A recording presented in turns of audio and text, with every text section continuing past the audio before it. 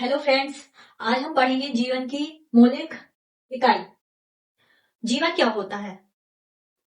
जीवन की मौलिक इकाई का मतलब होता है पृथ्वी पर जो भी जीव है, पृथ्वी पर जितने भी जीव हैं, चाहे वो इंसान हो, चाहे कोई भी जीव हो, पक्षी हो, पशु हो, जानवर हो, वह सब किन चीजों से मिलकर बने हुए हैं?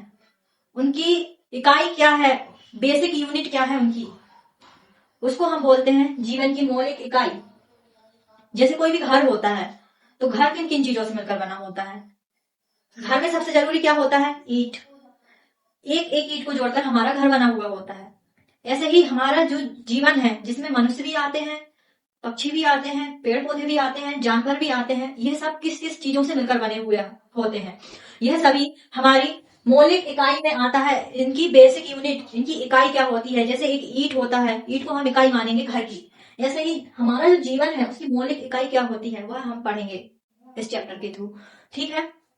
और सबसे पहले हम जान लेते हैं, पृथ्वी में हम जो रहते हैं, तो यहाँ पर जानवर भी है, मनुष्य भी है, पक्षी भी है, पेड़ पौधे भी हैं, और कुछ ऐसी चीजें हैं जैसे हम बोल सकते हैं जिनमें जीवन नहीं है। कुर्सी, टेबल, पंखा, ये सब चीजें। तो इन सबको हम कैसे वर्गीकृत करेंगे?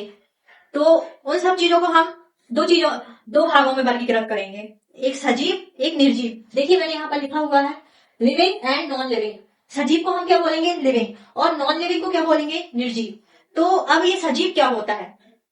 तो सजीव सजीव सजीव जिनमें सजीव का मतलब इसी में छिपा हुआ है, जीव। ऐसे जीव, सजीव, इसमें जीव लिखा हुआ है। तो जीव ऐसे जीव होते हैं जिनमें जीवन पाया जाता है, जो सांस ले सकते हैं, अपनी संरचना, अपना आकार बढ़ा सकते हैं, उनको हम बोलेंगे सजीव। सजीव के अंतर्गत हम किन किन चीजों को रखेंगे? सजीव में आता है जैसे मनुष्य, ह्यूमन। मनुष्य, हम लोग भी सजीव में आते हैं। हमारे अंदर भी सभी क्रियाएं होती हैं, हमारी भी आकार बढ़ता है, हमारा भी, हमारी ऊंचाई बढ़ती है एक लिमिट तक, हम में जीवन पाया जाता है, हम खाते हैं, इमोशंस पाए जाते हैं। तो जिनमें जीवन पाया जाता है वह हो गया सजीव। सजीव के एग्जाम्पल कौन कौन कौन से उदाहरण रखेंगे हम इसमें? मनुष्य, मनुष्य सजीव है। और जीवन किन चीजों में पाया जाता है? जैसे कुत्ता, कुत्ता क्या आ गया? जानवर, एनिमल। जितने भी एनिमल्स हैं, जितने भी जानवर हैं, उन सब में जीवन पाया जाता है। तो उनको भी हम किस कैटेगरी में रखेंगे? सजीव में। पेड़ पौधे, पक्षी, ये सब सजीव में आएंगे। ठीक है। अब देखिए हम समझते हैं निर्जीव। निर्जीव, इसमें ही छिपा हुआ है इसका आंसर, जीव। जैसे ऐसे जीव जिसमें जीवन नहीं पाया जाता है, जिसमें जीवन नहीं पाया जाता, तो हम उसको किस कैटेगरी में रखेंगे? निर्जीव। निर्जीव चीजों में क्या क्या आएगा? जिन ना तो जो सांस ले सकता है, जिस आकार में रहेगा उसी आकार में रहेगा, एक जगह से दूसरी जगह पर चल के नहीं जा सकता, हमको खुद को रखना पड़ेगा। ठीक है। जिसमें गति नहीं पाई जाती, तो वह सब निर्जीव के अंतर्गत आएगा। ठीक है ना? तो निर्जीव में किन किन चीजों को रखेंगे? कुर्सी, जैसे एग्जाम्पल हो गया हमारा बेड, बेलन।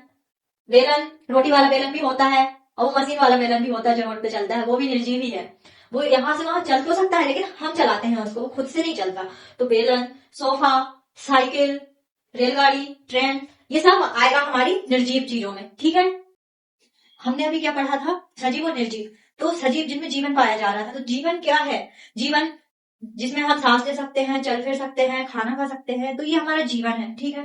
तो जीव का जो जीवन होता है, तो जीवन की मूलभूत इकाई जो होती है हमारे जीवन की मूलभूत इकाई, वो हमारी होती है कोशिका। कोशिका जिसे हम सेल भी बोलते हैं।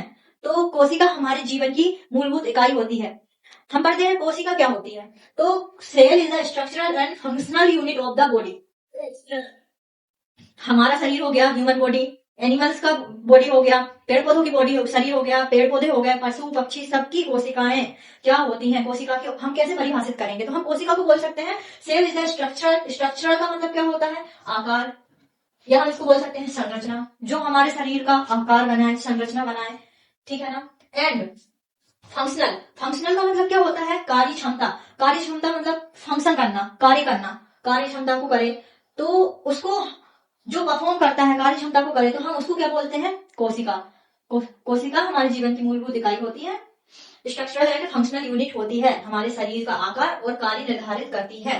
अब हम यहाँ पर बार बार बोल रहे हैं कोशिका, तो हमको पता कैसे चला कि ये कोशिका शब्द आया कहाँ से, या फिर कोशिका आई कहाँ से?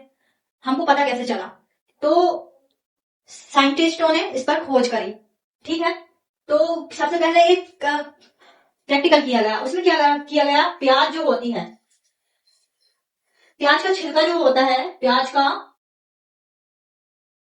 छिलका, प्याज का छिलका लिया, उसकी जो उभरा हुआ जो पार्ट होता है वहां से उन्होंने निकाली,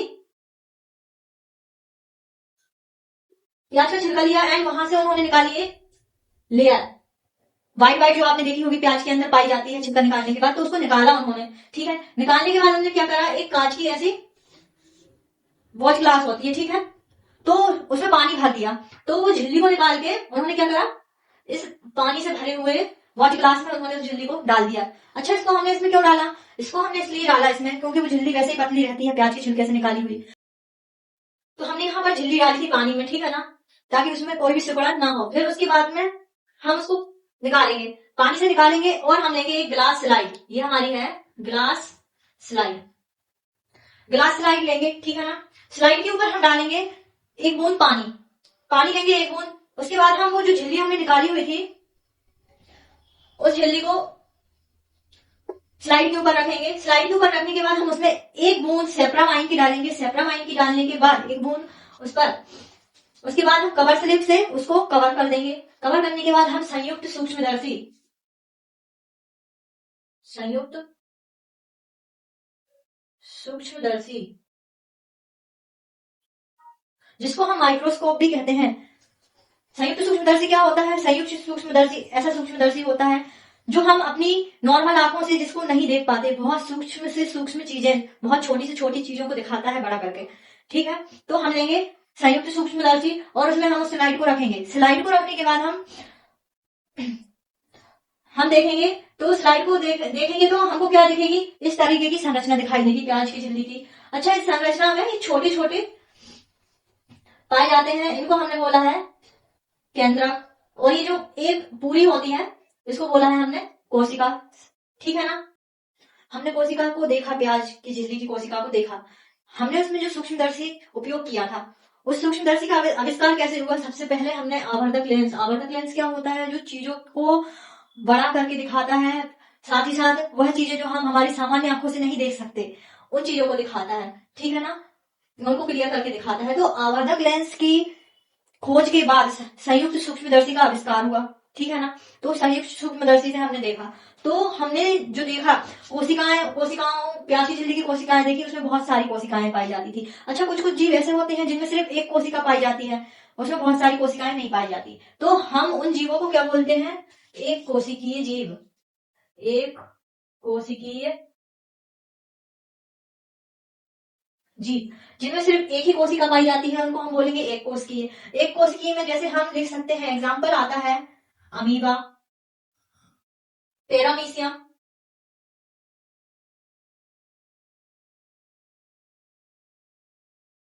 बैक्टीरिया, ये सभी हमारे एक कोशिकीय जीव होते हैं, इनमें एक ही कोशिका पाई जाती है, ठीक है, और जिनमें बहुत सारी कोशिकाएं पाई जाती है, जिनमें बहुत सारी कोशिकाएं पाई जाती है उसको हम क्या बोलते हैं, बहुकोशिकीय, बहुत बहुकोशिकीय, इससे कोरिलेट कर सकते हैं आप, तो हम उसको क्या बोलेंगे, बहुकोशिकीय,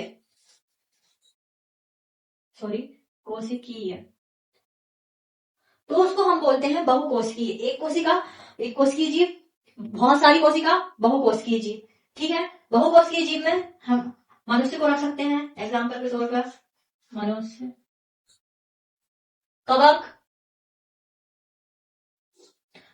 और भी एग्जाम्पल्स आते हैं, तो वह सभी किसमें आते हैं, बहुकोशिकीय जीव में। यहाँ पर कोशिका पढ़ रहे हैं, तो कोशिका की साइंटिस्ट ने पता लगाया था, हमने पढ़ा, तो साइंटिस्ट का नाम क्या था, सबसे पहले वैज्ञानिक जिन्होंने कोशिका की खोज करी, तो उनका नाम क्या है, सर्वप्रथम कोशिका को किसने डिस्कवर किया था, खोजकर्ता कौन है, रॉबर्ट हुक। रॉबर्ट हुक जो थे, इन्होंने सबसे पहले कोशिका की खोज की, 1655 ईस्वी में इन्होंने सबसे पहले कोशिका का पता लगाया। सेकेंड साइंटिस्ट जो थे हमारे, रॉबर्ट हुक ने कोशिका को खोजा, देन उसके बाद ल्यूवेनहॉक, ये भी हमारे वैज्ञानिक थे, इन्होंने क्या किया, सन 1774 ईस्वी में इन्होंने क्या किया, तालाब का जो जल था, तालाब के जल में इन्होंने जीवित कोशिका का पता लगाया, हमने सबसे पहले क्या पढ़ा, सर्वप्रथम कोशिका की खोज रॉबर्ट हुक ने करी। देन उसके बाद ल्यूवेनहॉक और ल्यूवेनहॉक जो साइंटिस्ट थे, इन्होंने 1674 ईस्वी में तालाब का जो जल था उसमें कोशिकाओं का पता लगाया, जीवित कोशिकाओं का, ठीक है। देन उसके बाद थर्ड जो साइंटिस्ट थे हमारे वो है रॉबर्ट ब्राउन। ये है रॉबर्ट हुक, दोनों कंफ्यूज मत होना आप। रॉबर्ट ब्राउन जो हमारे तीसरे साइंटिस्ट थे, इन्होंने 1831 ईस्वी में कोशिका के अंदर जो केंद्रक पाया जाता है उसकी खोज करी है रॉबर्ट ब्राउन ने। कोशिका की खोज करी है रॉबर्ट हुक ने और कोशिका के अंदर केंद्रक की खोज करी है रॉबर्ट ब्राउन ने। देन उसके बाद चौथे जो साइंटिस्ट आए वो आए जेई पोर्टिंजे। जेई पोर्टिंजे जो थे, इन्होंने कोशिका के अंदर पाया कि कुछ चिपचिपा सा पदार्थ जिसे हम तरल बोलते हैं वो पाया जाता है, जैविक पदार्थ जो है कोशिका के अंदर पाया जाता है, तो उसको उन्होंने जीव द्रव्य नाम दिया जेई पोर्टिंजे ने।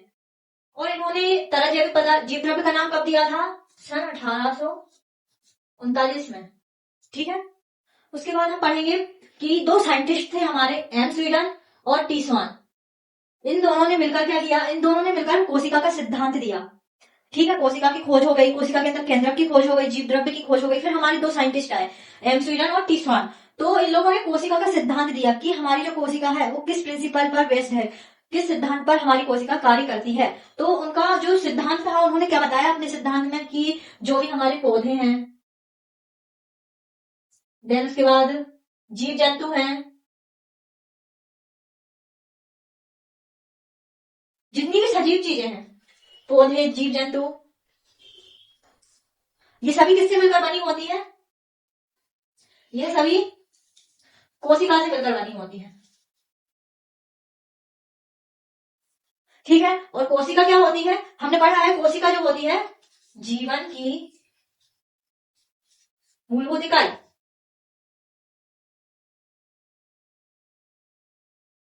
इन्होंने ये कोशिका का सिद्धांत दिया, एम स्वीडन एंड टी स्वान ने कोशिका का सिद्धांत दिया कि जो भी पौधे जीव जंतु सजीव चीजें जो भी है वह सभी कोशिका से मिलकर बनी होती है। वह सभी किससे मिलकर बनी होती है, कोशिका से मिलकर बनी होती है, जिसे हम सेल भी बोलते हैं।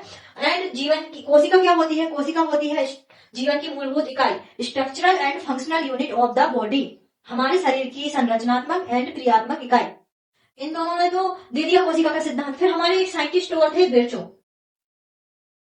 तो हमारे जो साइंटिस्ट थे बिरचो, इन्होंने 1855 ईस्वी में इस सिद्धांत को आगे बढ़ाया, इसमें और मॉडिफिकेशन किया कि और क्या चीजें इसमें ऐड करी गई हैं और क्या चीजें खोजी गई हैं। तो बिरचो जो हमारे साइंटिस्ट थे छठे नंबर पे, तो इन साइंटिस्ट ने ये बताया कि कोशिका पौधे जीव सभी कोशिका से मिलकर तो बनी होती है, लेकिन कोशिका जो होती है हमारी वो पूर्ववर्ती, मतलब कोशिकाओं में डिवीजन पाया जाता है, डिवीजन एक कोशिका से दो कोशिका, दो कोशिका से तीन कोशिका।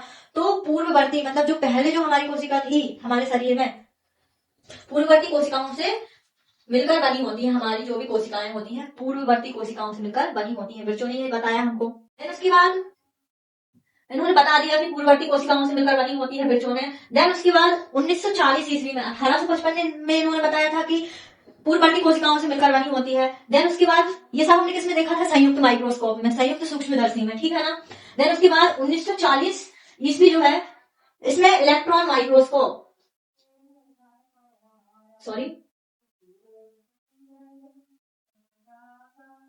माइक्रोस्कोप 1940 ईस्वी में इलेक्ट्रॉन माइक्रोस्कोप की खोज करी गई और कोशिका को और अच्छे से समझा गया। इलेक्ट्रॉन माइक्रोस्कोप क्या होता है, अभी इलेक्ट्रॉन माइक्रोस्कोप कोई भी जो भी वस्तु होती है, इलेक्ट्रॉन फोटोन तक की जो वस्तुएं होती हैं जिनको नेकेड आई से देखना बिल्कुल असंभव होता है और सरल सूक्ष्मदर्शी से भी हम नहीं देख सकते, उनके लिए हम इलेक्ट्रॉन माइक्रोस्कोप का यूज करते हैं। तो इलेक्ट्रॉन माइक्रोस्कोप किसी भी वस्तु का 1000वां हिस्सा भी दिखा देता है। कितना, 1000वां हिस्सा जो होता है किसी भी चीज का, उसको भी दिखा देता है। इसकी जो क्षमता होती है चीजों को क्लियर दिखाने की वो बहुत ही हाई होती है। जो चीजों को हम संयुक्त सूक्ष्मदर्शी से भी नहीं देख सकते उसको हम इलेक्ट्रॉन माइक्रोस्कोप से देख सकते हैं। तो उसके बाद इलेक्ट्रॉन माइक्रोस्कोप में जब हमने कोशिकाओं को देखा तो इलेक्ट्रॉन माइक्रोस्कोप में देखने के बाद ये पता चला हमको कि जो कोशिकाएं होती हैं इनमें जीव द्रव्य केंद्रक के अलावा भी बहुत सारी चीजें पाई जाती हैं, बहुत सारी चीजें, कोशिका बहुत जटिल संरचना होती है। हमने इलेक्ट्रॉन माइक्रोस्कोप से कोशिका को देखकर पता लगाया जटिल कैसी होती है, उसमें बहुत सारे कोशिका के अंदर अंग पाए जाते हैं जिसको हम ऑर्गेनेल्स भी बोलते हैं, ऑर्गेनेल्स, कोशिकांग, कोशिका के अंदर पाए जाने वाले अंग कोशिकांग। तो कोशिका के अंदर बहुत सारे कोशिकांग भी पाए जाते हैं, ये हमने इलेक्ट्रॉन माइक्रोस्कोप से देखा, ठीक है ना।